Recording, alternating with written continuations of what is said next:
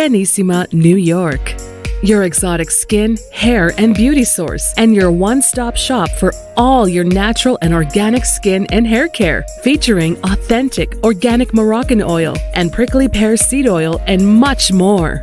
Bringing you only the best, straight from the source and proudly produced in the USA. So what are you waiting for? Shop today. Arganissima, New York. Your beauty is our duty.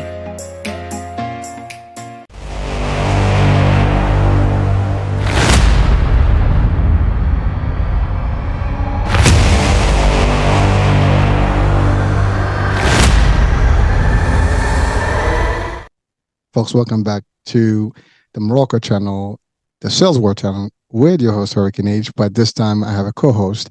We're having a dynamic duel today in the first with a dear friend of mine and a colleague, and someone I've known for many years, and also someone that's been on our channel, and we've had her as a guest, on the Morocco channel.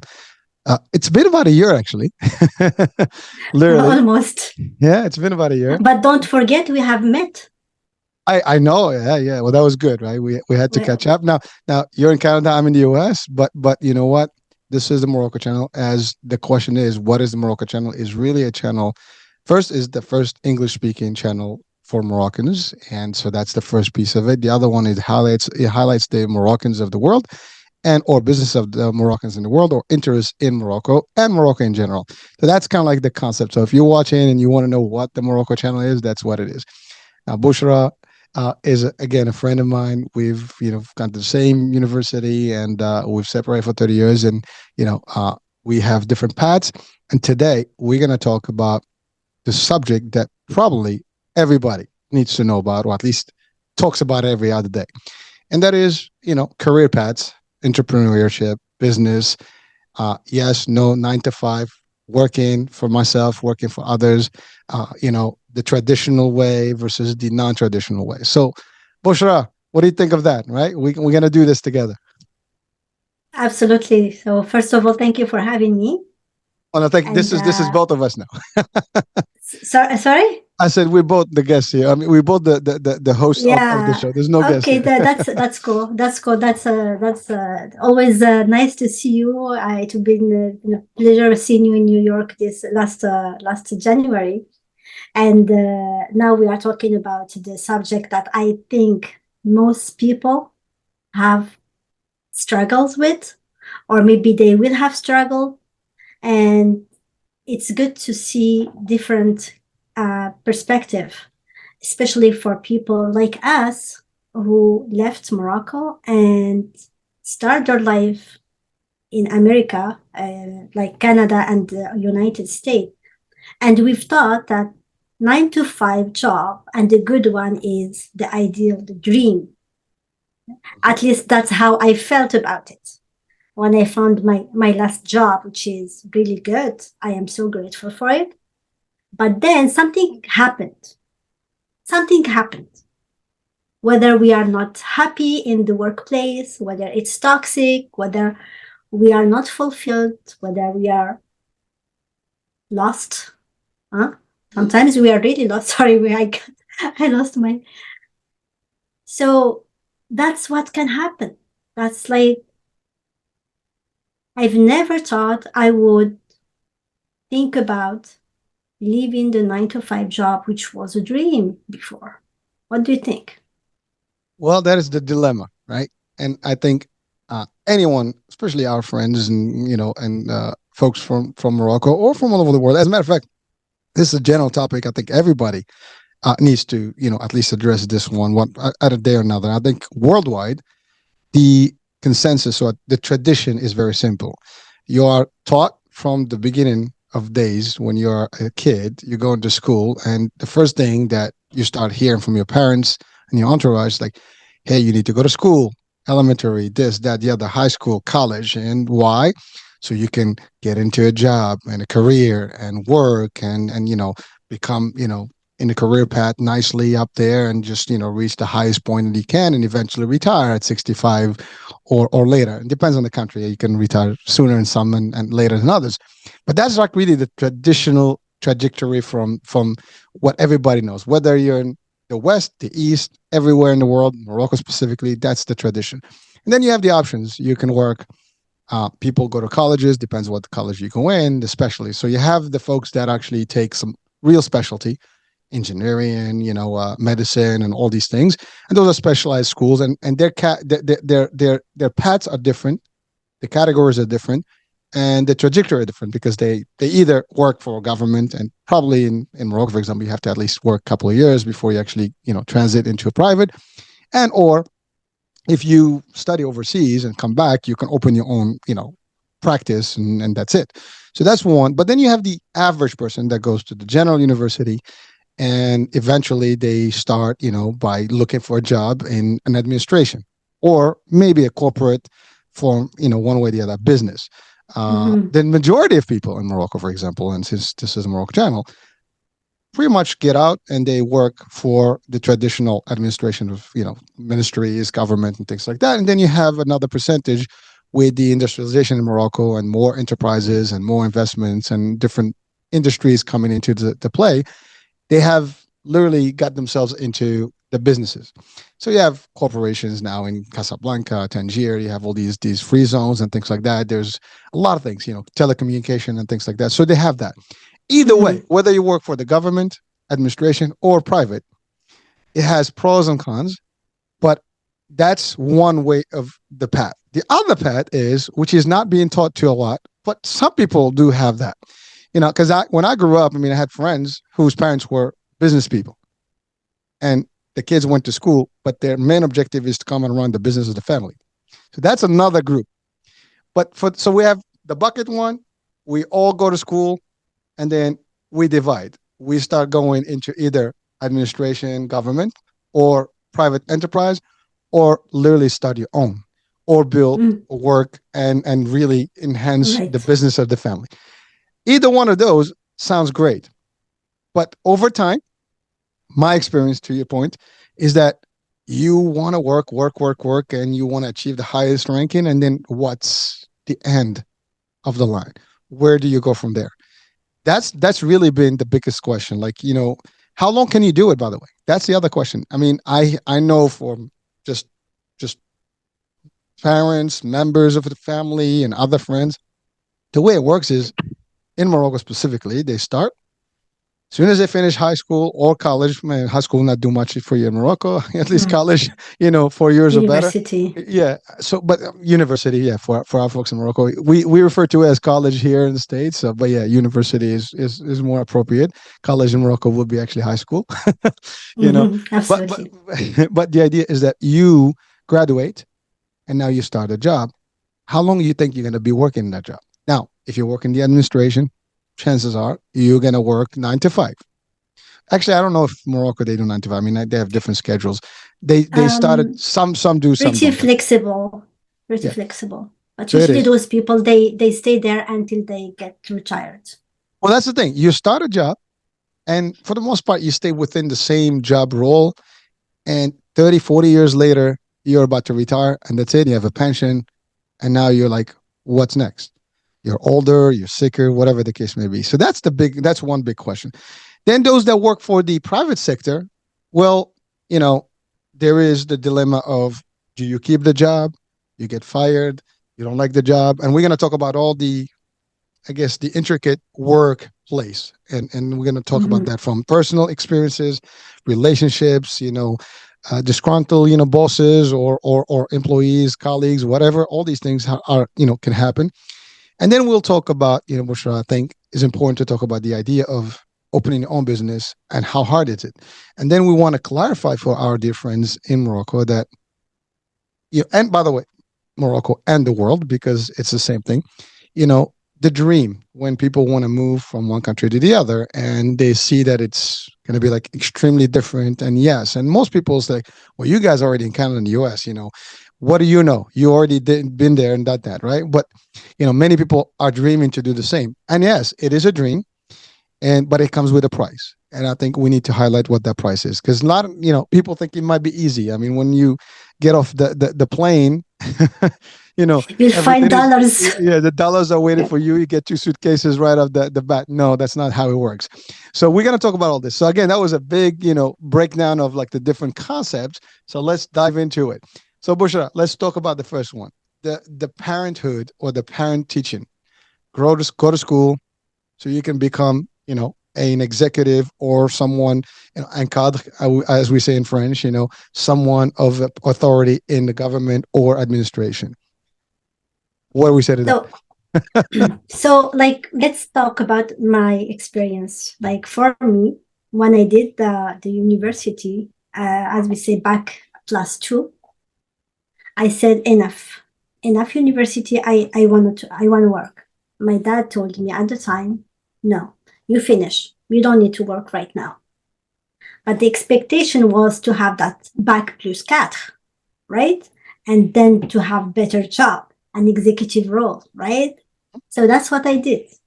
bac +4 and the executive role, but it came with a package of problems, of trauma, of of disappointment, to the point I just said, this is not for me. Maybe there is a better life elsewhere. So that's where the idea to come and finish my master in Canada came. But Bouchra, let's hold that. Let's hold that thought. So it is important. So there's two things. The importance of parents and decision making in Morocco is probably higher than maybe in other countries is the same. Compared to the West, it's a little different. In the West, there's a good chance that your parents will say, okay, do what you feel right. But even in the US, even in the States, even in Canada, I've had many shows where we talked about this, where parents have expectations that you're going to go to school, you're going to do this, you're going to do that. But the difference, I think, there's a cultural piece, there's an expectation piece, in Morocco. And also depends on the family status. If the family is well off and they don't think that, I don't want my kids to get off school now, I want them to finish the school so they can have the highest potential opportunity. That's one. Two, we can even talk about the gender piece, because in Morocco, that's a big decision, a girl versus a guy. And by the way, it's all equal, but that's not equal in a way, but it's not as equal, because parents are still, at least in our days, you're my daughter, I want you to stay home for as long as possible, until you're ready to go. Boys, maybe it's a little different for the guys. So that's how it was, at least 30 plus years ago. It's changed, but the concept where parents have a certain expectation, Bouchra, that's the because when I was a kid, same thing, same rule, gender or no gender, it doesn't matter, we're all the same here. What it was like, hey, listen, you got to finish school so you can be able to get a job and be an executive and make enough money, because that was the whole idea, is you're going to work so you can make money, and the highest education you have, the better job you have, an opportunity of being in a better position. You want to be a director, an executive director, VP, a CEO, whatever, the highest you're going to rank up, in education, the better. And remember what I said earlier, those groups that are in medicine, dentistry, and other things, they're different because they finish their doctorate and their programs and they start a practice, and that's it. And they're already in a higher category, if you want to call it financially. But if for those that go to regular university or specialized universities, they still have to actually earn that rank and get into a business or an enterprise or a government, and then work up the ranks. And you said it, Bouchra. You get there, and it's not peachy. It's not a camping, trip. It is tough.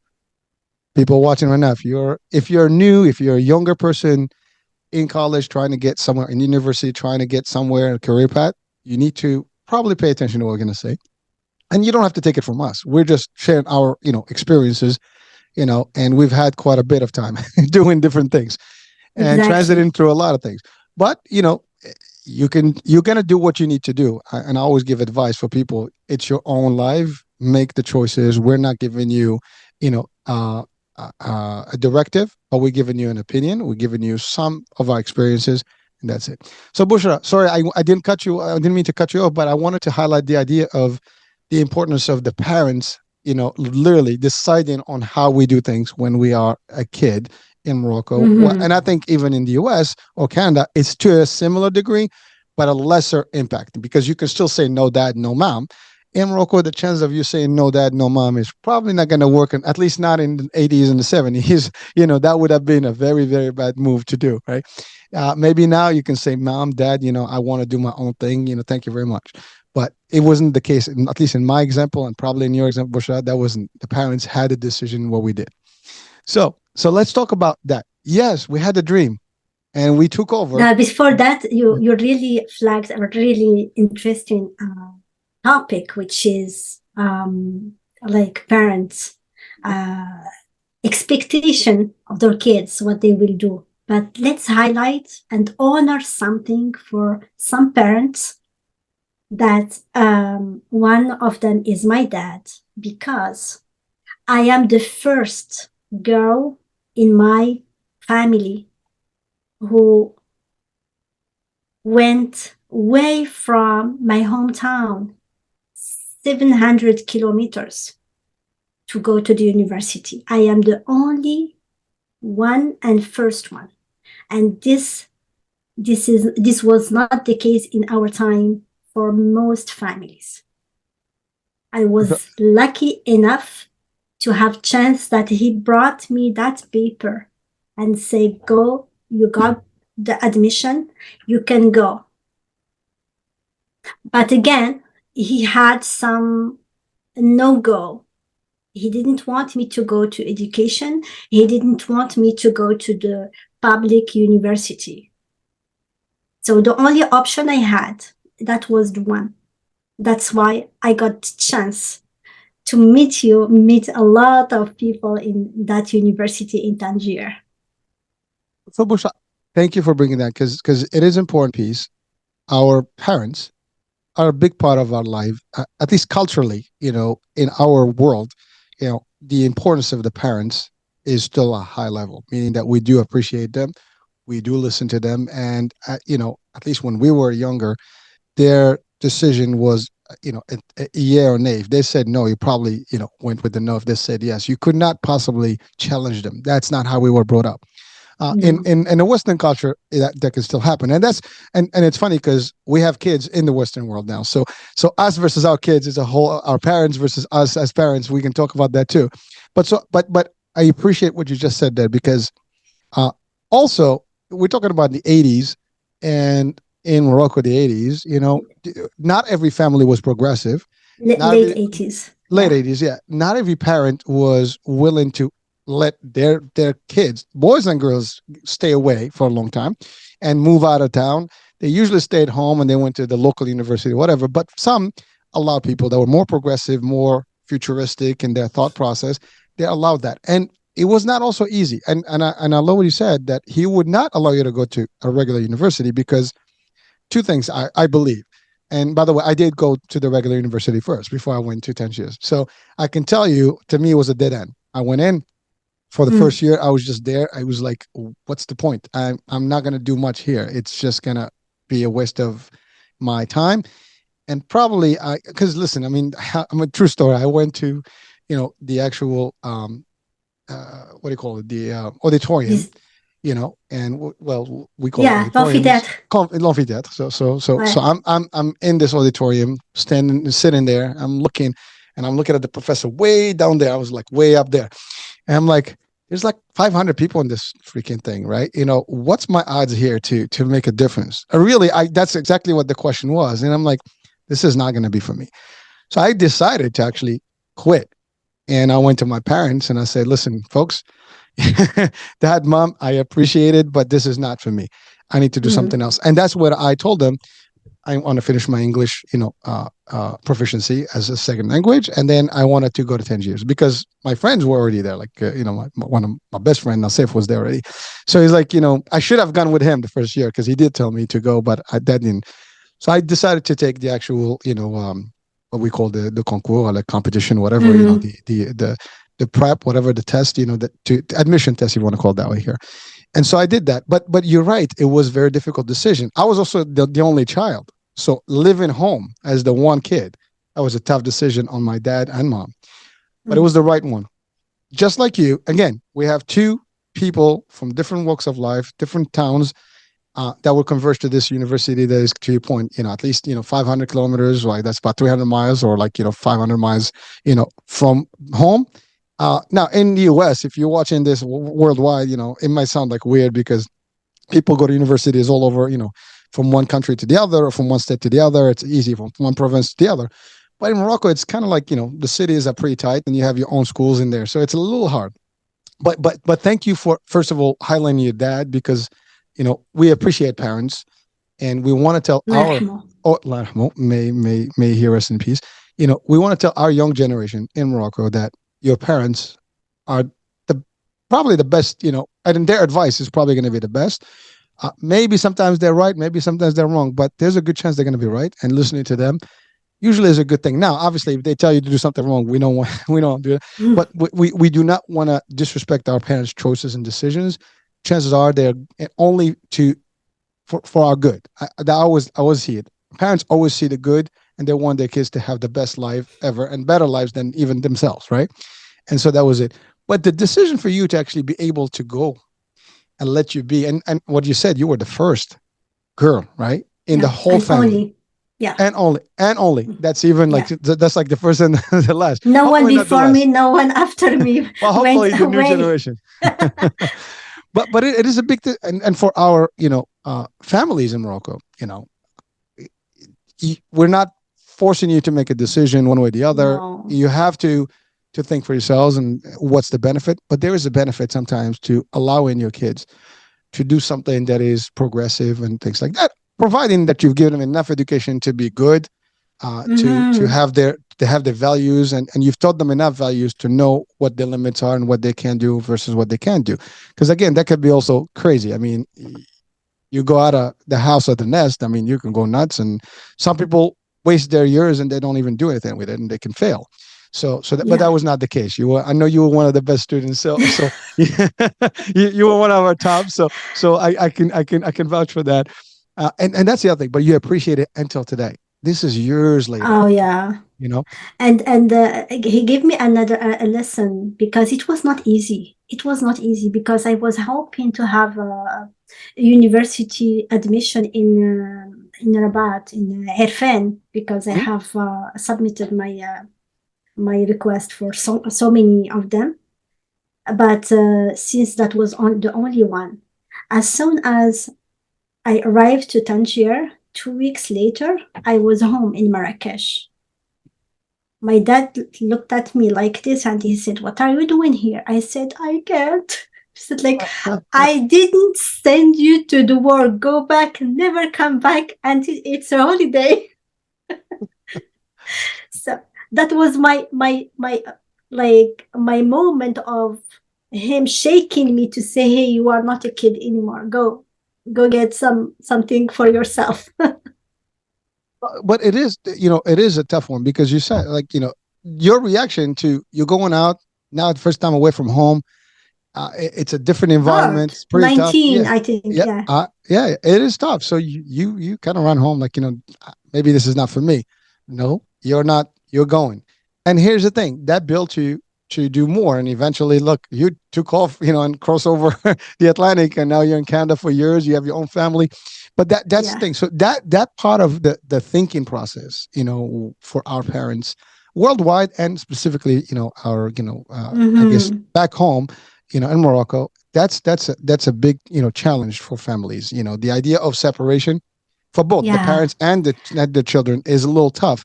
It's not customary that kids go away. They usually stay around, they go, come back. I mean, to your point, I mean, for me, I was in Rabat, so Al Irfan is where I used to go. It was just like, my day trip, but I did that for like, 5 months, and then I stopped. But you're right, going to Tangier, for example, you're not coming back, only when, you have holidays and, breaks, and you come in, and it's like 2 breaks in a year, and then that's it. And then you have summertime and you go back. Yeah. And so you lived there. We had dorms, we had apartments. People lived there literally. We resided there. So, but it was away from home, and it was tough. Like even for me, believe it or not, I was the only kid. This was the first time. Now, traditionally, I used to do a lot of vacationing. It was hard. It's tough, right?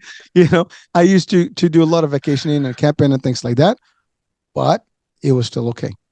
I was able to adjust slowly but surely, and it happened. but it's not easy, right? So that's the first thing. We're sharing our experiences, how it went, from us. I can tell you to date, I appreciate my parents just like you do, for whatever their support that was there. They were not against our, future. They were for our future, and I think every parent is for that. So again, we will thank all parents if they're watching and listening right now, with their kids. And if you are parents, we thank you for doing the right thing with your kids. Yeah. And you have to allow them to be their own and grow and so on and so forth, but within the parameters, as long as they know their limits and what's good and what's bad and their values. So Bouchra, that was the first thing. Now, what else? Yeah. So I just want to take a minute here and act as a someone who went through a lot of challenges in my life, and here I would like to share with people some lesson learned, whether for going to the university away from home or whether going to the workplace. So as you know, in the university, at school, they don't teach us how to navigate life. Fortunately, Okay? yes, true. They don't. They don't teach us that we can dream, that we are allowed to dream. They don't. We don't blame them here, but because maybe they don't know. But if I had to go back, like let's say the separation to go to the university, there was no preparation, no mindset work, nothing. Go. It was hard, right? Mm-hmm. Transitioning from the school system to the workplace, there was no tools available to us. So when we go to the workplace, we do the right thing, we act the right way, and control what we can control and let go what we can't control. There was nothing. And also, every one of us had a luggage full of programming, full of beliefs, full of trauma, maybe, full of perceptions. And every one of us bring that with him or her, whether to the university or to the workplace.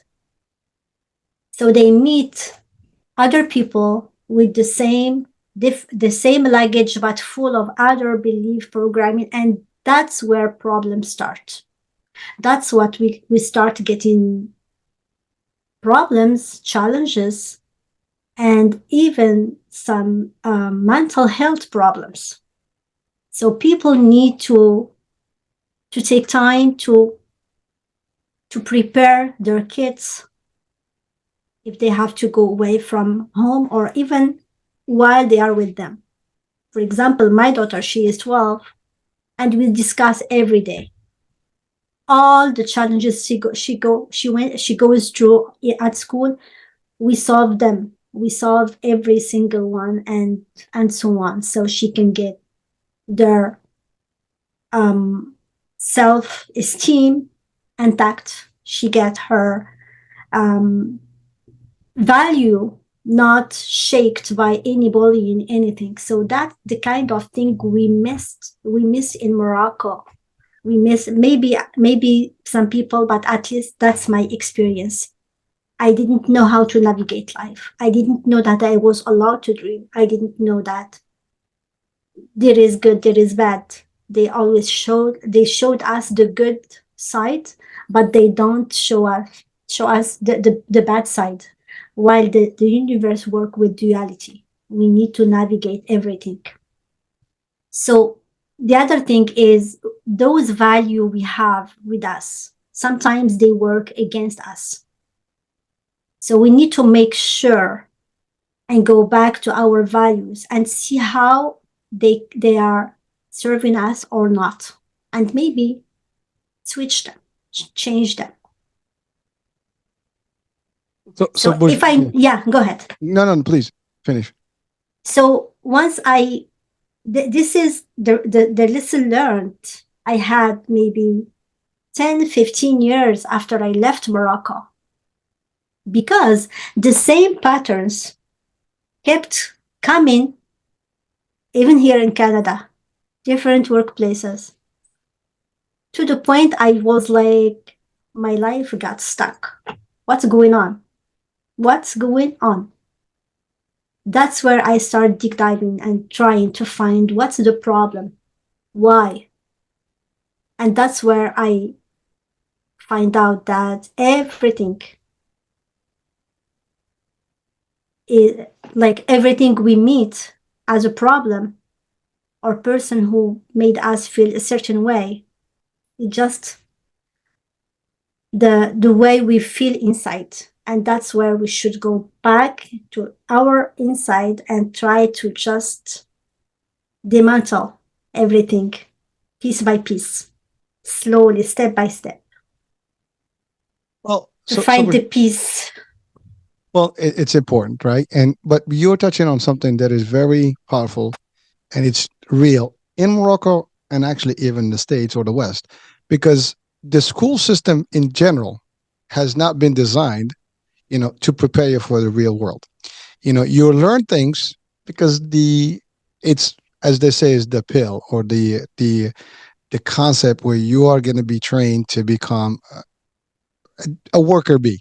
Okay, let's think about it. Like, if you look at the bees, the beehive, you're the worker bee, and for the most part, you're trained to be the worker bee. You don't, you're not trained to think for yourself. You're not, really trained to become an entrepreneur, unless you have some preparation, from early on. From, like I said, my friends who have parents who are in business. That was really it. You need to do this and that so you can come back and run the family business, and those are the ones that did better than the others, right?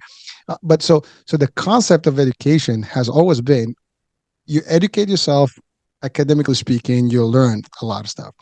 But there is very little practice or preparation for the real world, and it is also very little preparation for you to become your own entity. That's one. Then you have the families that, because again, we can talk about the Moroccan culture in general, at least in the 70s and the 80s. That's my time frame when I went through school.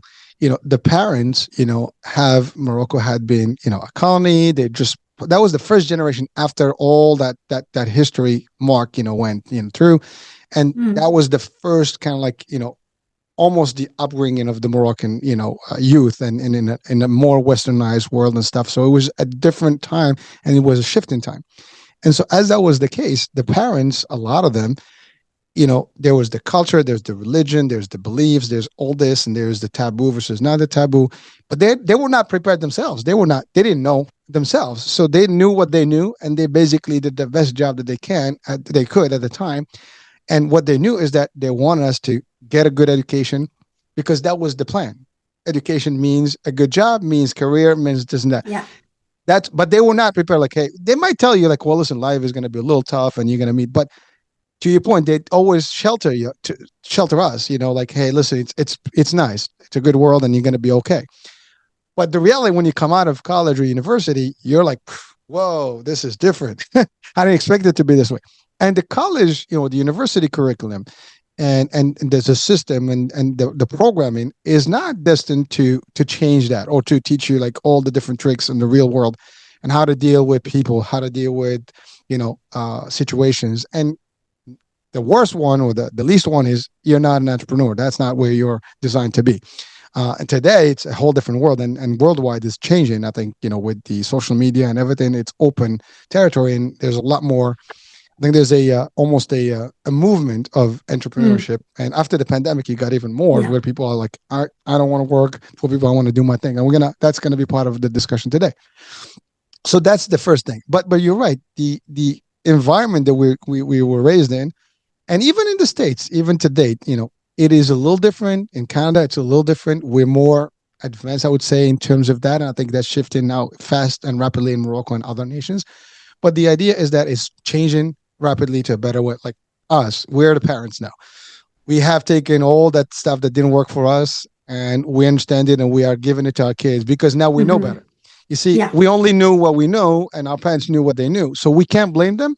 But for our audiences that are watching, if your parents are not aware for whatever reason, or if they're still not, up to date with what the real life is, let's be clear, guys. It is a tough world out there. Education is going to prep you to a certain degree. It's going to give you some skills. But again, those skills are not sharp. They're still raw. You got to sharpen them up, and you have to be able to, to your point, to navigate, to maneuver, and work your way through the real stuff. I mean, you're a pilot doing a simulation, test, training, as opposed to a pilot actually running a real plane and flying in a real turbulence. Not to the same thing. I guarantee you, pilots, when they go through the first one versus the one, may feel different about it. And again, we can have a pilot with us to tell us that experience itself. But the idea is, it is not the same. Driving a car in a game is not actually driving a race car. Actually, there's a movie that's coming up about, this, I think, Gran Turismo, like a guy that was actually a gamer, and they're going to make him an actual real racer. But it is not easy, right? Live versus reality, like the gaming world and reality. The way it's being theory versus practice, it's two different things. That's why practice makes perfect, right? So it's a big challenge that we had to go through. And probably many kids behind us, many generations behind us, we're like, I'm I'm Gen X, right? And so now we're like Me Z. too. Yeah, so we have a Z now. We have like almost two generations past us, right? So it shifts a little bit. Our kids are Z, but the idea is in this time frame, 30 plus years, a lot of things have changed. But the education system remains more or less the same. The culture has started shifting a little bit. The mentality has started shifting a bit. But people are getting into college or university, get a degree, get a job. Now we go to the first phase. Most of the people, at least in Morocco, the ideal job is I want to get into a job that is stable, and that's usually administration, government. Because once you get in, you're pretty much set until you retire. Now, the advancements and whatever, the ladders, the ranking level, you might go a couple of ranks up and then you get the max, and that's the end of it. Right? Now, the more advanced kids, or at least students today in Morocco and in more nations, they more into, I want to learn a skill, I want to learn stuff, and then I want to start my own enterprise. Now, some people have the backing, financial backing, they can do that immediately. Some people have to work for a living, save money, and then invest. That's the other part. Now, you and I, we did it the traditional way because we were taught the traditional way. And for me personally, my whole thing, whether I stayed in Morocco or I left in the States, the only reason I came to the States, the opportunity knocked on my door early on, and that was my dream, and boom, I took it. Yeah. But I did exactly the same thing. I worked, up my, the ladder. So I got into my industry, and I worked a lot of hours. I was working 7 days a week, doing a lot more than the average person, because I had to compete against people that were working the same job as me to make the difference, to show that I can do more. Now, being an immigrant, that had to do with that as well, because I was not equal in a way. It doesn't matter how you play it, you're still the immigrant, and you had to do more than the average because you have to earn your rank. And that's how I at least saw it myself. So when they worked 9 to 5, I worked actually 8 to 8. That just to show the difference, to be better than them in terms of performance. Because if I did the same, they had the advantage of better language, better skills, family members working, and all the stuff, relationships. They were there. That was their environment. I came in from outside, and in very short period of time, I was able to maneuver and actually even succeed and go beyond, those ranking, the initial ranks, and then start moving up. And very quickly, I was able to make it, because my whole idea was, you got to start, you got to build to the next level and the next level and the next level. And then you get to a point where, because who you are becomes a problem, because now you get to a different level where to get into the highest potential ranking may be difficult because of who you are, your background, and all the stuff, your education, because you have a foreign education. Your name may be different, your culture may be different, even your religion may be different. I'm not going to go into the debate there, but I don't know that's for a fact or not. I mean, there's all these laws, but no one knows the intentions behind people making decisions. We can bypass that. I can say I didn't like, the person because they didn't speak properly. I didn't like them because they didn't have what I was expecting them. But maybe I didn't want them to join because of who they were. And I'm not saying that was the case, but it was more difficult. For example, it took me more years to become in a VP level than I would have had if maybe I was not an immigrant. Simple. And, but that didn't stop me, because of who I was. That's reality. But it didn't stop me. I just had to do more and prove myself more and more and more. And you'll find yourself doing more and more. That's that to your point. That's reality. Yeah. So let's talk about that. That was me in here. Now you had a career in Morocco before you got here. So Yeah. let's talk about that first challenge, and then we'll talk about your transition. Yeah, I occupied so many the position in Morocco. The last one was as a director of travel agency, and then I had an opportunity to move to Marrakesh. It was in Casablanca to move to Marrakesh. So I went to Marrakesh. I spent 1 year in a very dynamic company in very like the same level, but working with people from the same university from Tangier. So even the owner was from there, and from here I sent him my my gratitude, Monsieur Atman Shrik Al-Alami. Really, it was a dynamic company, and we felt home, really. But inside of me, I said like, and what else? What else? It was stressful. Um, it was not a job for someone who can build a family, for example. I was traveling all the time. So I said, no, no, what? No, what? I was like, no, I can't spend the rest of my life doing that job in certain conditions. And maybe one day they will tell me, thank you so much. We don't need you anymore. So that's where I said, okay, let's go back to my old dream to go finish my study in Canada, which was refused at first.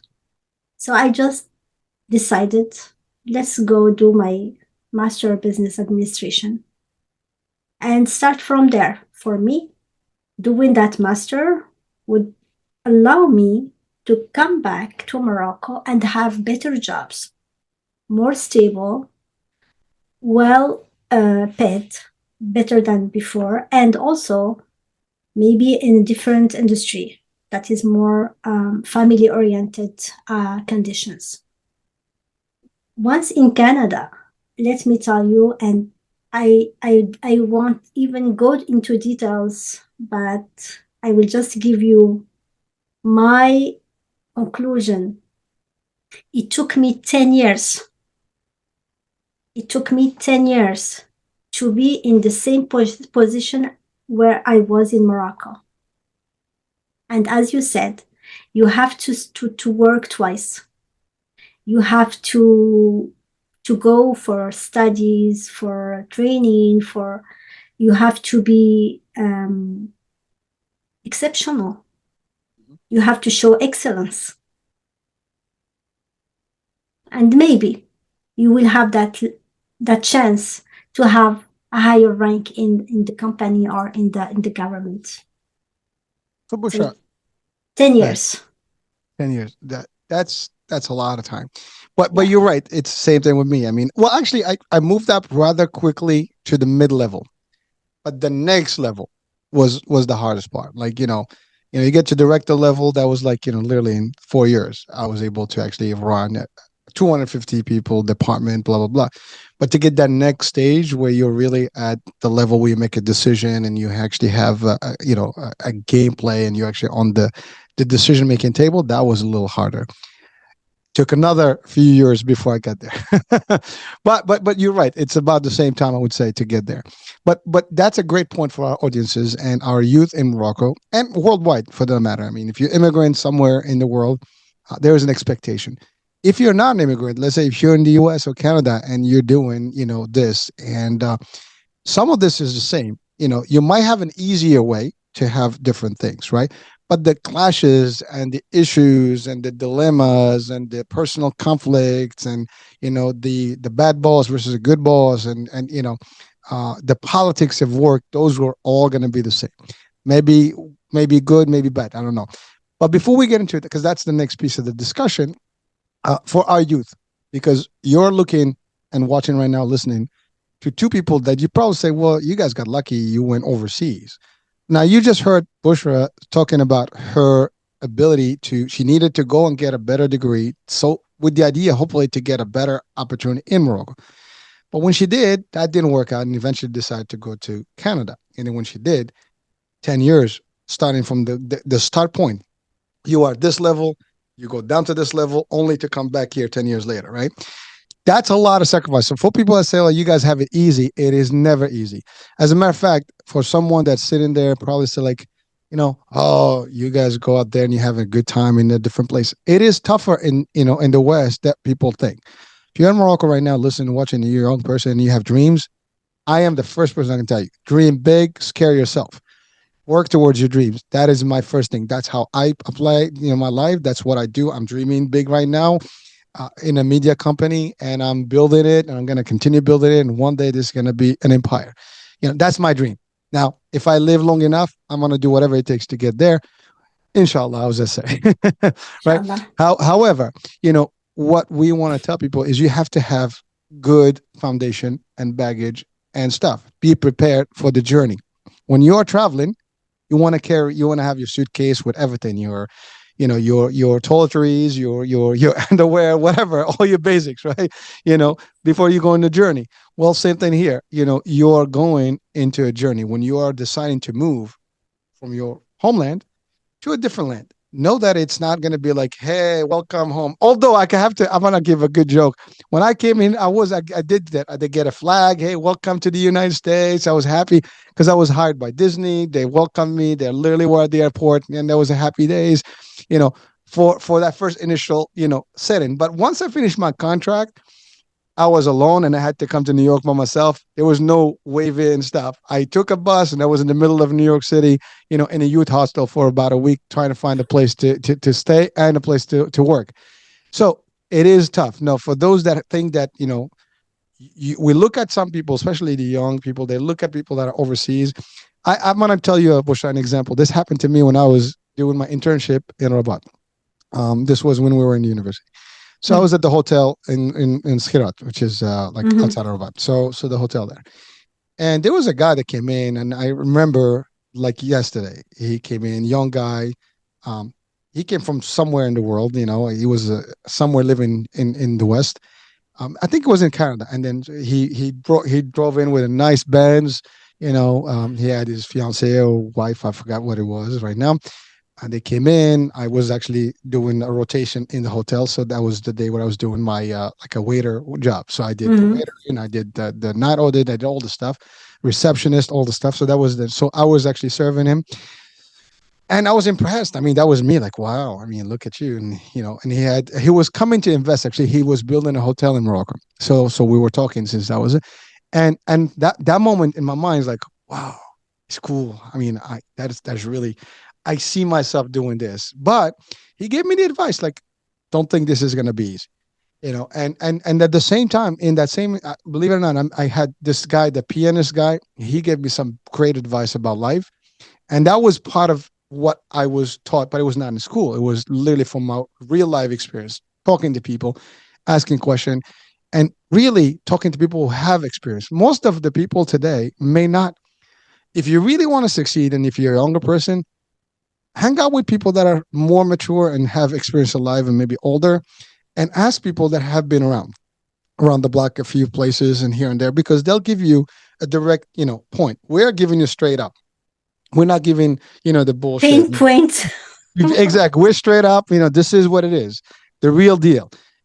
We're not going to go around the bush and tell you it's peachy, life is sweet, happy days, everything's going to be cool. No, it's not going to be cool. It's going to be a lot of ups and, downs, probably more downs than ups, and a lot of bumpy. It's like turbulence all the way. A lot. and you have to be prepared for this.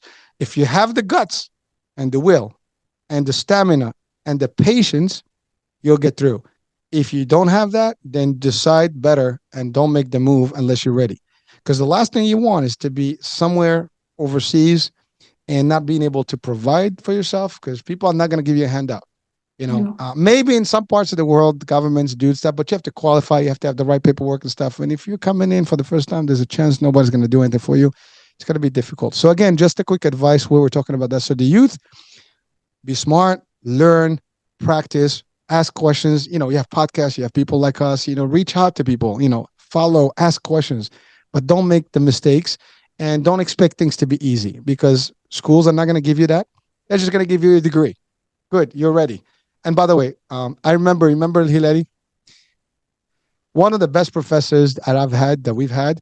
Uh, he was a humble dude. He was a doctor, and the guy was one of the smartest men, or humans, I would say. He was a guy, but the humans that I've encountered in my life.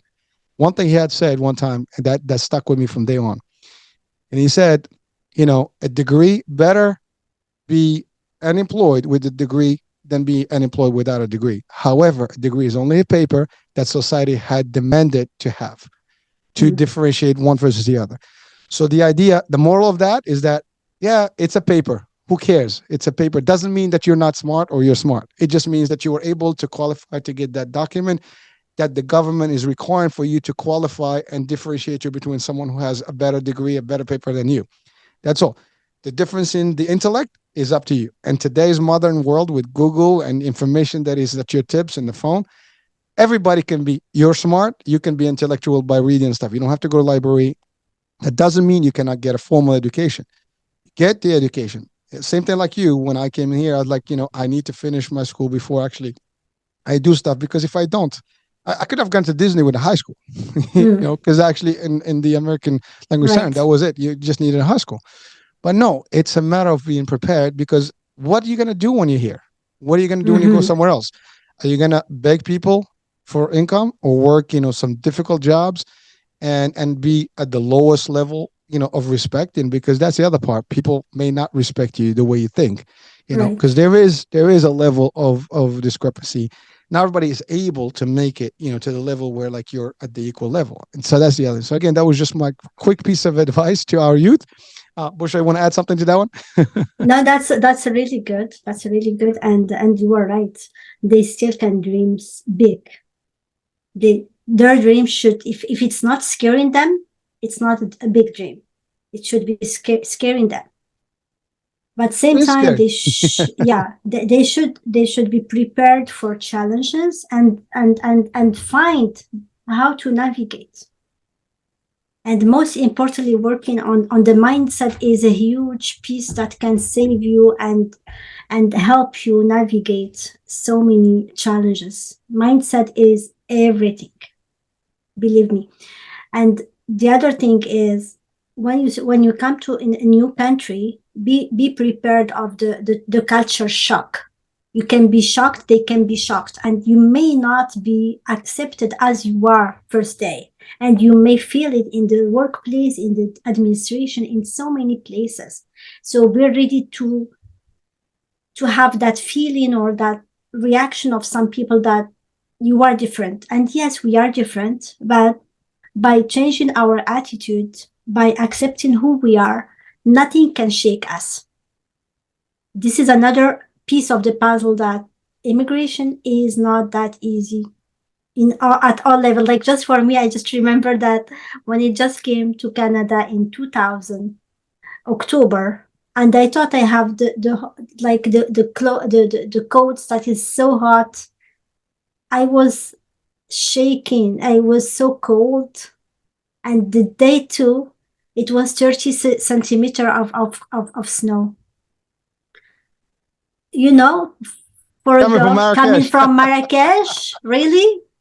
So yeah, so just be ready and be ready to know more about the culture, know more about the country, know more about the challenges, because challenges will be always there. But just have that awareness that there might be some challenges and how you can respond to them, rather than just going like you are going on vacation. It's not a vacation. No, Bushra, thank you so much. And that's a big deal because, you know, folks, we've gone through it. We've gone through ups and downs. We built our families, and yes, we've enjoyed some of it as well, and we are still enjoying it. But there's still ups and downs every day. And the next part of this discussion is about working, working with people, having issues, is working for a corporation is worth it? Is it better to actually start your business? And we're going to talk about those in a minute. But the idea, as you said, be prepared. I use this in my other shows and trainings. The 5 Ps: prior planning, prevents poor performance, or plan, Mm-hmm. fail to plan to fail. If you're not planning well, if you're not prepared, you're going to have issues. So all we're saying is, before you make any move, be prepared. Like I said, you're on a trip, you pack. I mean, how many luggages when you're ready to go anywhere? You have to make sure I didn't forget this, I didn't forget this. And you pack nice 2 suitcases. Well, you got to pack luggage here, and everywhere, with you. So you're ready for the transition. Again, to your point, you come into Canada, it's 30 something degrees out, a lot of snow. Your jacket from Morocco may not be enough. You need something, warmer. Now, we're not asking you to buy a super jacket. The idea is that just be prepared that it's not going to be as easy as you think. You can come on vacation, it's going to be sweet, but once you are in the system, you still got to adapt. The driving is different. The food is different. The communication is different. The pace is different. The attitude is different. Now, I would say a good 75% is going to be nice.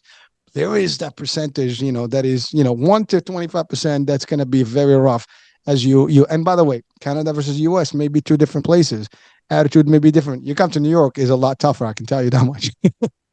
The attitude is really tough, right? So every place is different. Now you go to Europe, and by the way, this show is not just for Canada and the US. Moroccans are all over the world.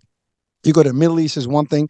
You go to Europe is another. I've seen atrocities in front of my eyes when I was a kid going to Europe, seeing how people were treated because they were immigrants. I've seen stuff that, in the 80s that I still remember where, for example, I've seen people of Moroccan descent or Algerian descent that were treated like they were not human. Okay. Disrespected in a way that is, not humane. It's stupid. It's really bad. If I was old enough at that point, I would literally, taken action with my hands to see how these people treated. And that's the thing. People disrespect you if you're not equivalent in education and life and style and be able to really confront them in the right way. They're gonna look down at you, and that you don't want that. Actually, in Morocco, you're working, you have your own life, you have your own, pride and ego, and you feel good. You go some of these places, that ego, you're gonna have to actually squash a little bit of it and be, prepared that it's gonna be challenged. And so again, you need to prove that you are as good, as equal, and if not better, to all of these other folks out there, because you don't want to feel that feeling like, wow, why am I feeling this? I mean, I'm not inferior to you.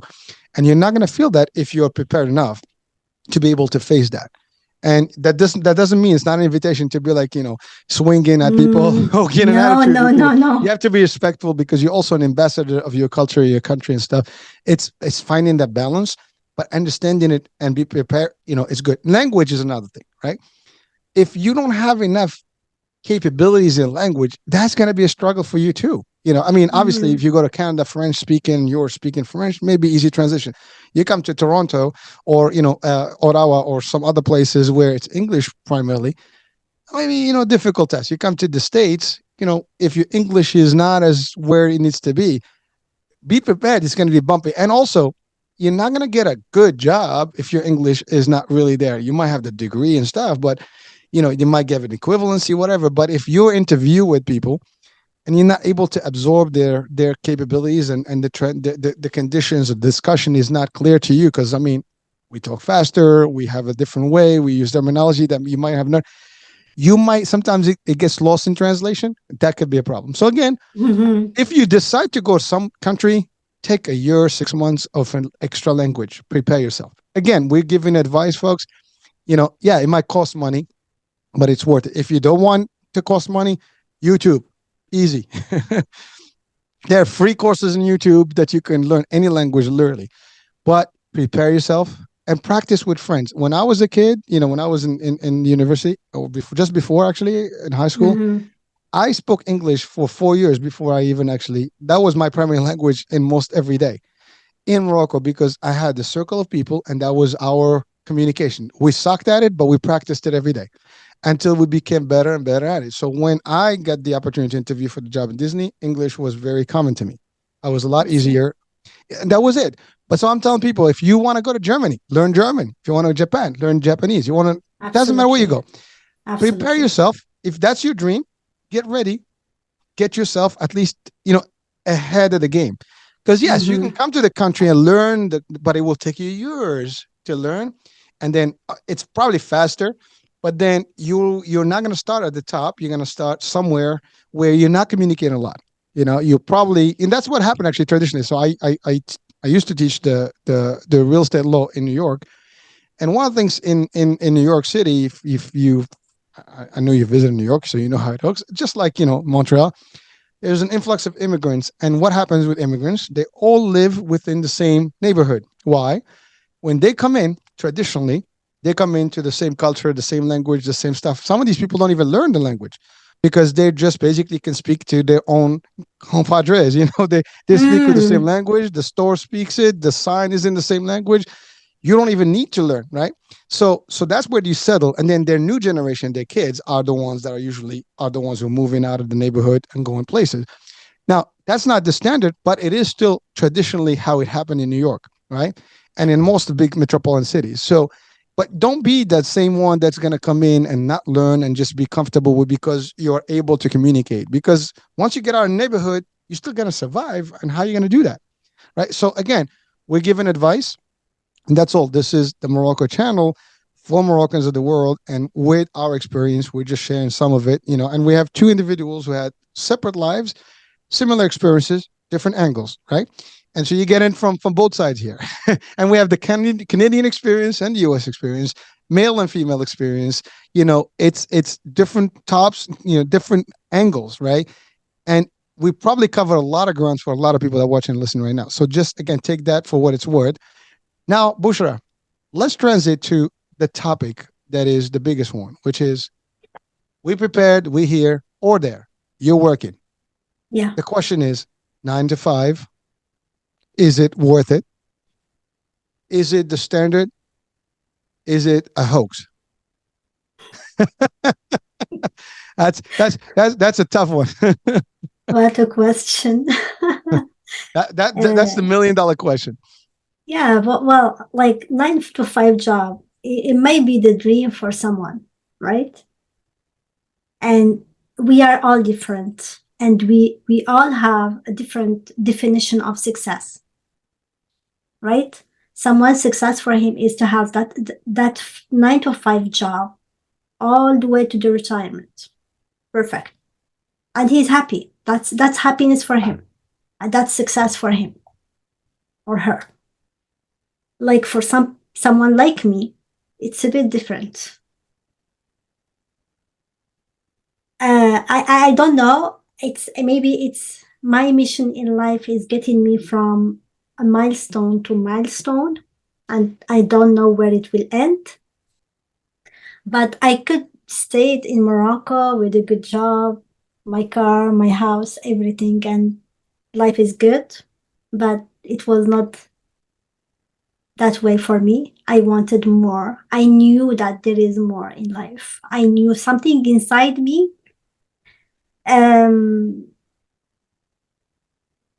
moved me out. I knew that I can be entrepreneur and I'm better to be entrepreneur, but how, when, I didn't know. Like having that master in business administration was only one step. For me, it will give me the opportunity to come back to Morocco. And I wanted to come to Morocco, but at that moment, I was applying for Morocco for a high firm in accounting. A very good job in Canada. They called me to the capital. I couldn't say no. That was like, wow. Wow, it's a wow job. Anyone else, they can just continue in that job until they retire, have very good retirement pension, etc.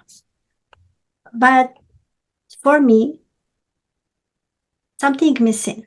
That fulfillment portion at the workplace, in the work I'm doing, the value added, because if I don't see the value added every day, something is missing. And I knew that I am entrepreneur from day one. I knew that. but how, what exactly, when I was just going step by step. And also, the stress level was so high in that job that the health was affected. So again, does it worth it to come from Morocco to Canada, wait 10 years to get to the same level where I was in Morocco, to have a better job, then got sick and not being able to have a normal life?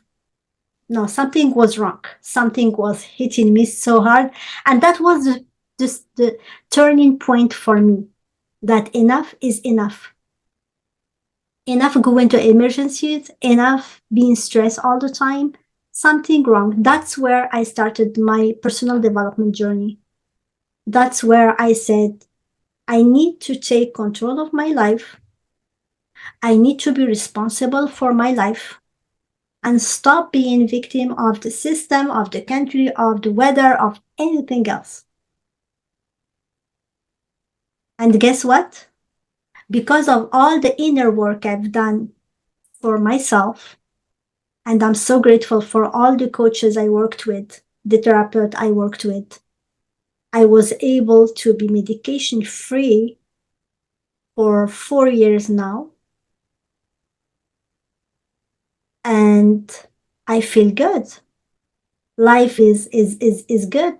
And I don't have that 24/7 pain I was dealing with for years while my daughter was a baby. Imagine.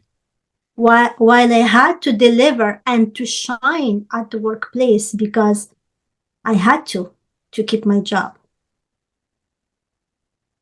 Bouchra, That's, yes. yeah, so thank you. I just wanted to interact there. There's a couple things that you said. First of all, you're right. For people that are watching and listening worldwide, the concept of 9 to 5 is really not 9 to 5. So let's be clear about that. Oh no. When we say 9 to 5, that's the standard. You could be 8 to 4, whatever, but it's not really the time that you work. First of all, for most of us, you have to commute. And so you're actually at another hour, at least, one way on the front end and the back end, or 2 hours. I had actually a commute of 2 hours each way and 3 hours each way. When someone, for example, in Morocco right now, waking up, and going to work and chilling at a coffee shop and having a good time, this is not what you're probably going to expect when you go somewhere else. The expectation is going to be that you're going to show up at 9 o'clock in or out, or 8 o'clock, whatever. But you're going to be stuck in traffic or taking a commuter train or whatever. That means now, in order for you to start at 9, you might probably leave at 7 or 6:30 in the morning. Probably have, especially as you get into management roles, you're probably going to wind up at a dinner after hours. Wind up. I've had days where I left at 6 and came back at literally 11:30. At night, only to get up again at 6 and go for days and days at a time. So just to share with you, this journey is difficult. And by the way, as you said, the level of success varies, right? The idea. I was of the mind that for the longest, that's the path. You go get a job, prove yourself, you're going to go up there. And then by doing a good job and being at the high, you're going to be good. But here's what the story is. You can do whatever you want. I've worked with corporations making millions for them. And you know what? Overnight, that corporation can shut down. Overnight, the job may not be available, and you wind up again in the beginning of your, another job, starting to prove yourself in a new company, and so on and so forth. That's what the toll that it takes on someone.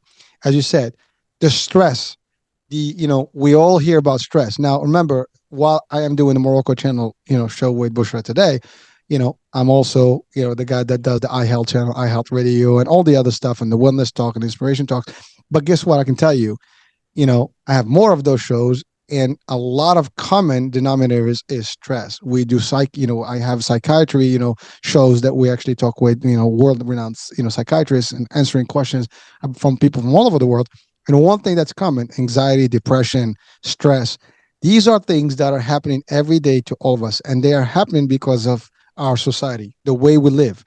I actually had a true story. I was doing some consulting for a company, and the guy I was working with, his father worked all his life until he retired. The day he retired, the next day he died. The average person works gets that concept. We talk, go to school, get a degree, get a job, work 9 to 5 until you retire. And then, by the way, when you retire at 65, how is your health at that point? I mean, I can tell you, as you age, your health goes downhill. No matter how strong you are. I've been working all my life. Your knees still hurt. Your body is not going to be the same. And as you get older, you're not going to be able to enjoy life the way you think that you are doing at a younger age. So you got to plan. Again, talking about planning, if we can change some things, if I can switch things, in my life, there is a few things I can switch. I can tell you that much. And if I had maybe to invest differently the way I did it before, and knowing what I know now, I could have done things differently that would have given me a better or maybe a shorter span, to get into more of an entrepreneurship type, right? Although I have started, I started my first business literally in 93. The second one was in 2000. The third one was like sometimes in the middle of the 2010 mark. And these last ventures they started in 2017. So I'm always trying while I'm working, I'm always doing something on the side because I don't want to be, putting my eggs in one basket. That's another theory of mine or formula of mine, I would say. It's not a theory, it's a practical thing. I don't just do one thing at a time. I was in insurance, I was in real estate, I was in the school, I was doing things on the side. Because, and by the way, yes. So good. The good news is in the West, there's a good chance that you can do more than one job. You can work 3 jobs if you want. If you have the energy, you can do it. You can do more careers at the same time. Maybe not the same in some parts of the world. Maybe, some people say, well, Morocco, you can even get a job. No, that's not true. Here's the challenge. I'm in New York. I worked in Pennsylvania. Okay. So I'm in Jersey. I worked in, Long Island, 3 hours commute. Right. So the problem is some people, they want the convenience of home. You talked about Marrakesh to Tangier to go to school. Some people want to just get up, have breakfast, and walk to their office. If you really want a path, like for example, if you're in Morocco and you don't want to get out of Morocco, opportunities now in the south of Morocco and Tangier. Now with the fast trains, you can literally be commuting from Marrakesh to Tangier in a couple hours. Right. From Rabat to Tangier is like an hour. That's what we do from here to anywhere in the States. Like you're literally just in traffic, you're sitting in the car for an hour. Yeah. So the ability to make those moves, that's one thing. That's just to give an example of career paths and opportunity. But the question is, do you want to have that life? Do you want to have stress? Do you want to be in medicine? Do you want to have to go through therapy? Do you want to have to deal with all that nonsense? Not everybody operates differently. Maybe Bouchra and I may be different personalities. Maybe I'll take some pressure differently than her and vice versa. Yes. Doesn't mean anything.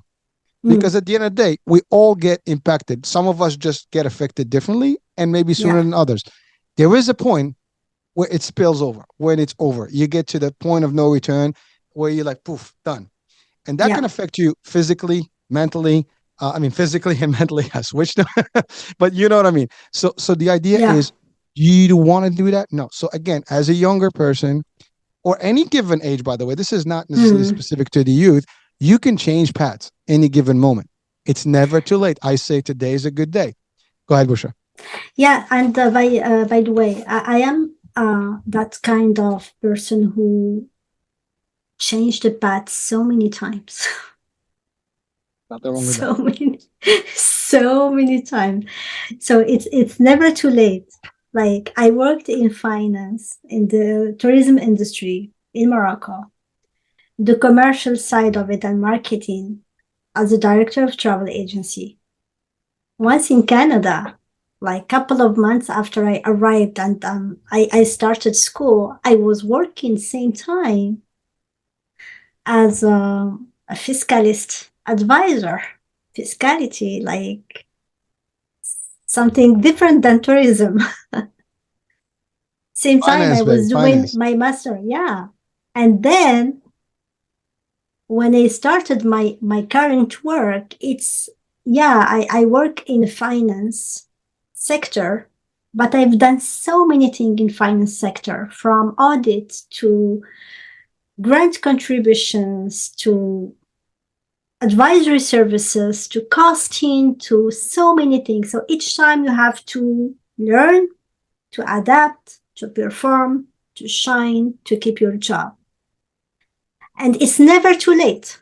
And now I learned new skills, nothing to do with finance and all the sector, the different area of finance, which is coaching and e-commerce and technology, like to be here like with you. And so it's never too late. Just follow your heart. Whatever your heart tells you, follow it. And now you have everything available on YouTube and everywhere to learn new skills and do what you really want, no matter what, because everyone can do it. There is no reason why not. I love that, Bouchra. And you know what? You're right. I mean, again, you're watching, listening. There are two of us here with, I would say, 30 years, well, about 60 years experience in life. I mean, I'm talking professional life Yeah, between us. yeah, You know, close enough. yeah, Well, yeah, maybe yeah. a little off, but But we are still young, huh? we are. Well, it does. We started young, but We started young, but we, we're still young. Age Is a number. Age is just a number.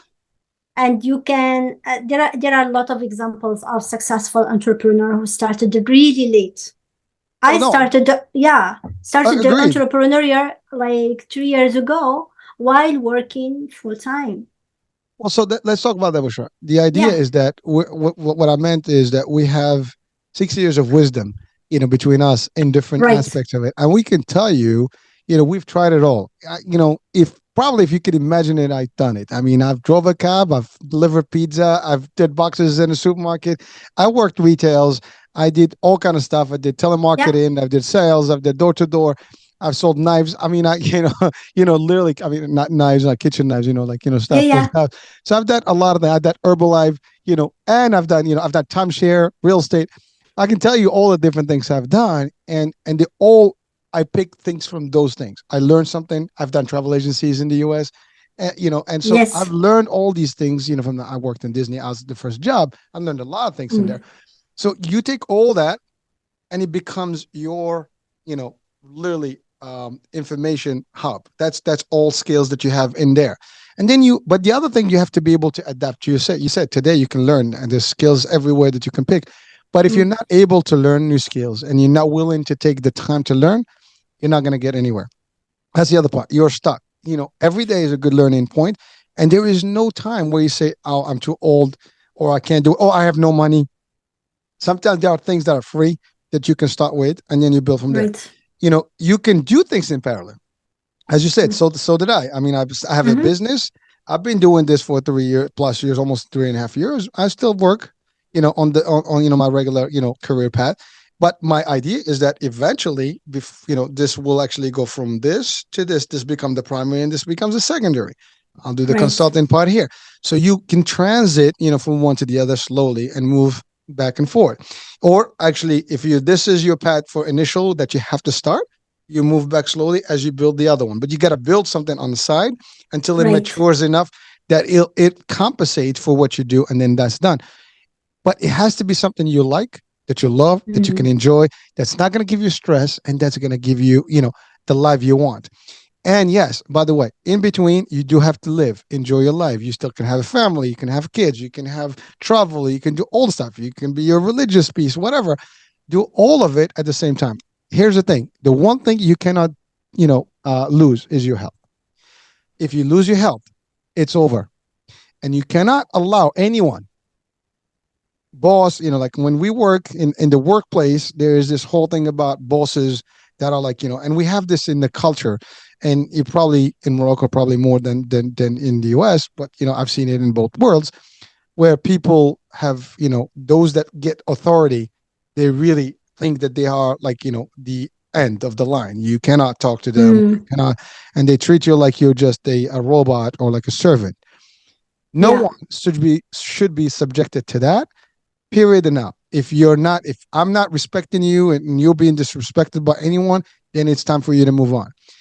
Don't think, oh, it's financially, I can't move from a job. Find something and move on. Don't take it. Here's what's going to happen. You're going to take it day one, week one, month one, year one. And guess what that's going to do to you? It's going to get to your body. It's going to get to your psyche. And you're gonna take it Absolutely. on your family. You're gonna take it on your health. And you know what? Some people drop dead. Some people get aneurysms. Some people get strokes. Some people get like psyche stuff.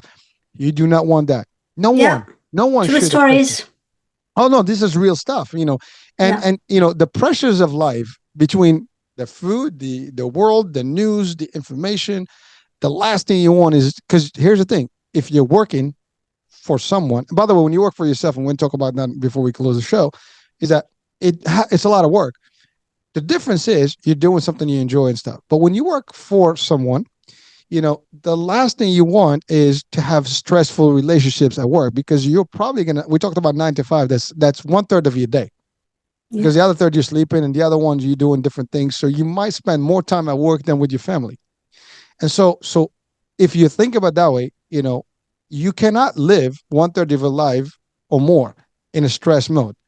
And then that actually takes home with you. It goes with you home. And so now you have worse, because now you have, marital problems, you have kids problems, you have issues with stuff. You're driving like a lunatic on the road because I Right. mean, we've seen people getting road rage, road rage, in while they're driving, because they're like, you can't do that. So I can understand. We're giving you guys tips. That's all there is. Take it for what it's worth. If you don't, it's up to you. But no, it is real. Whatever we're giving you is the reality of life. It will hit you. If you're younger and you haven't experienced it, just know it's going to happen. If you're already in it and you know it's happening, now you know what to do. Make a difference for yourself. Start looking for options. Or I wanted to add something. Yeah. Yeah. You really covered a lot, and you're right.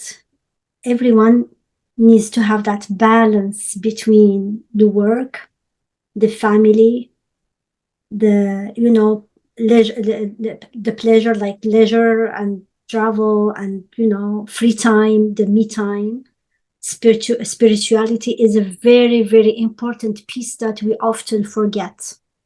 Spirituality is that piece that will let you grounded, but at the same time knowing that you have so much potential that no one can stop you, no one can intimidate you, with the boss, the media, anyone. So just make sure to have the balance and get connected to who you are, to your higher self, and know that your value, you have it. It's not linked to your country, to the country you are living in.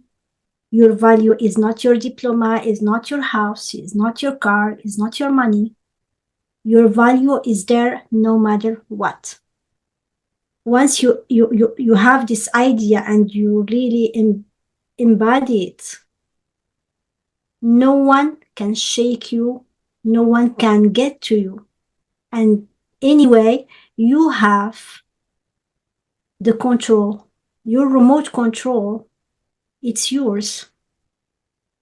Unless you give it to someone, then they will stress you, they will intimidate you, they make you sick, you will spend nights thinking about work while you are not at work, spend weekends doing nothing because you are stressed from the other week, and you will have to think about the next week. Add into that all the other factors, which country you are in. If you are in Canada, welcome. There is snow, there is cold, a lot of cold, right? We have There some of is that too. a mentality, yeah, but yeah, Not as much. yeah, like there is a lot. So just be grounded, know who you are, know that you have a diamond inside of you that is a bit covered by some life event trauma and those things that still doable to remove that if you decide today to work on yourself, to go inside and work on yourself. There are some beliefs that we carry on with us and they are not serving us anymore. So try to just be as peaceful as you can, because guess what? You are the actor of your life and you are the most important person in your life. Not the kids, not the husband, not the government, not the country. You are the most important person in your life. So you have to take care of yourself. You have to remember always that you are worthy, you are powerful, and you deserve what you want. You deserve happiness. You deserve to create the life you want. But you can't arrive to all this very quickly. I'm just giving you that this is true. This is the truth. The peace of mind, you can get to it. But you need to do the work. Not only the work, the 9 to 5 or the entrepreneurship, no, in between. It's the work here, the mindset work. That everything is possible. Love it, love it, love it. Well, Bouchra, just to clear, you are the most important person, because if you are not the best that you can be, you cannot help the ones around you, your kids, your husband, your wife, your family, and your country, whatever. If you're not functioning, nobody's going to benefit from you. It's like, the old plain thing: put a mask on before you put, on your kids, right? Or someone else. Same concept. Absolutely. And if you are sick, let's say, if you have a pain, true example, like the pain, they are around you, they try to help you, but the pain, you'll absorb it yourself. No one will share it with you. So don't arrive to that point. Don't. I remember one day I went to see a doctor, and she said, okay, you have to stop before your body stop. Means you are so stressed that if you don't stop working right now, if you don't stop worrying right now, if you don't stop thinking what others think about you, if you don't work right now, your body will not move the other day. You'll stay in bed, and we will not know for how long. True story. And this stay with me for a long time. Since that day, I've never let anyone stress me out or, get to me. If I need to take time, I take time, because my health, my well-being is a priority. Without it, I can do nothing. Health is everything. It's other than time, is the most precious thing we have. As a matter of fact, any job will do without you the minute you are not there. They'll replace you. They'll post a new, posting to replace you instantly. True story. I read this meme, but actually, we were doing a show a couple of weeks ago, and we were talking about autism, and with one of the actors who was actually with Jamie Foxx, and Jamie Foxx is a well-known star. So this guy was with him this is Kia Shine, another actor who was with him in the movie. That same day he was actually with us, he just heard on the show, just minutes before he got on, that Jamie Foxx was hospitalized, which actually he's been in the hospital for the last 3 weeks. What I learned in between is that they were in the middle of shooting a movie. They replaced, they had used a double for some scenes to continue the shooting while he was in the hospital. And again, think about that, right? Here is a famous, and I love him. I mean, he's a great, I love his, acting as a person. And, imagine that, they didn't stop because he was, sick or all. They still do. Life goes on. For whoever we are, life's going to continue, and people are going to do on. But if we are affected, to your point, your pain is yours.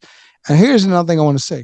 If you wake up on a Monday, if you're on Sunday getting palpitations and your heart is fast, you're not feeling good about Monday, then it's time for you to start rethinking your life.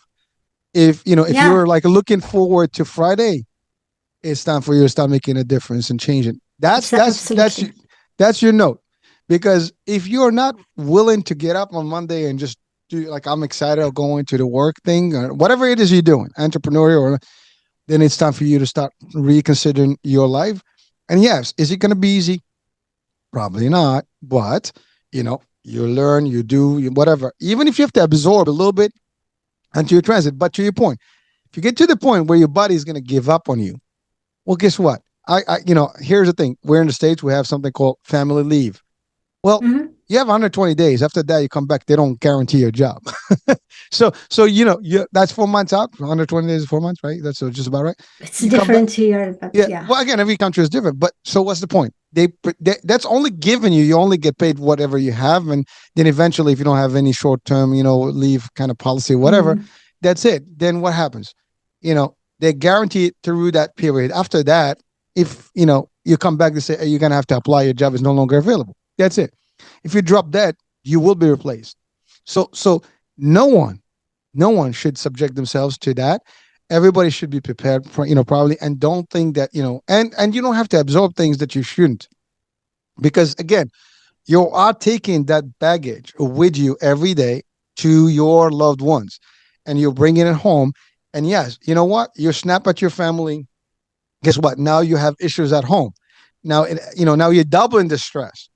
Yeah. Is that going to help Yeah. you? No. You see, if you got to think about it. So young folks, if you are in your midlife or whatever you are in your path, know that there is a good time is always today. Live the moment, enjoy life for what it's worth.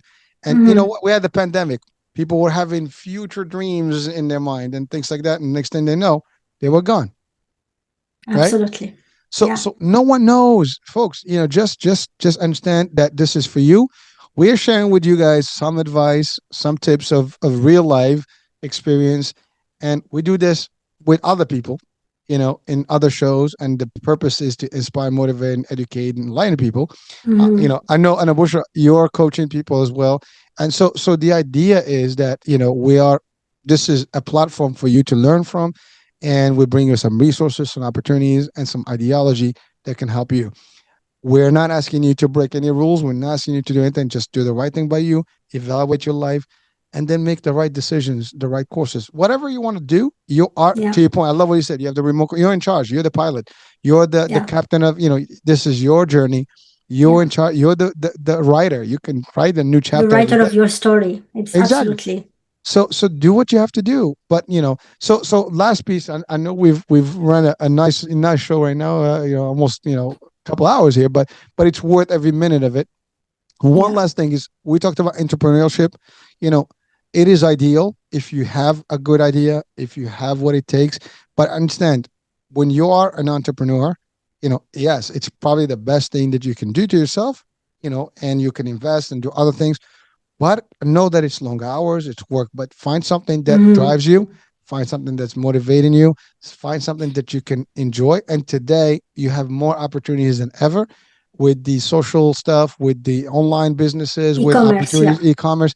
So many things you can do, Yeah. and you can learn things rapidly. So that's the other part. So guys, we're about the end of the show today. But really, I hope that you've benefited from some of the stuff we say. If you don't, it's okay. We hope that you do. But the concept is, take some of the stuff we used and apply it, and Yeah. believe me, you will find that we're not giving you any hoax here or any fluff. It's the real McCoy. This is the real thing, the real deal. Up to you to apply it. And we've gone all the way from our, college days to where we are today and what our experience is then. And we can do another show just to continue this discussion. And we went up with another 2 hours. But you know what? It is an opportunity. If you think that there's more value, you can reach out to Bouchra, you can reach out to me, and hey, listen, we're available to assist people and give you guidance. Or you can watch, Bouchra is doing her own podcast, so catch on, with hers, and I know you focus on inspiration for women. So again, for ladies. Yeah. It's also good for men. It's aspiring leaders with There we go. Bouchra, and it's really bringing true stories and talking about success stories that has always challenges, and how people they navigate their challenges. It's women focused, but it's also good for men. Yeah. Bouchra, if someone wants to actually work with you as a coach, how do they get to you? What's the best way? Instagram for now is the best option to reach out to me. And your Bouchra Chaoui official. Bouchra okay, official. Yep. Okay.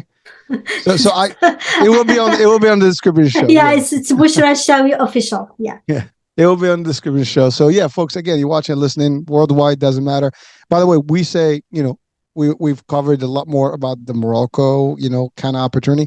That applies to any other country, literally, and a lot of it applies to anywhere in the world that you are. Some of the stuff that we're saying is standardized. We're trying to, because of the theme, we're trying to focus more on our youth in Morocco, because it's the Morocco feed of it. But it is podcast that is worldwide. That is a talk show that is on everywhere, and anyone can benefit from it. Literally, whether you're in Canada, the U.S., or any part of the world. And one is you learn about the different pieces of the cultures and the things, but two is what we've shared is the same thing that we share in other shows with different culture or different themes.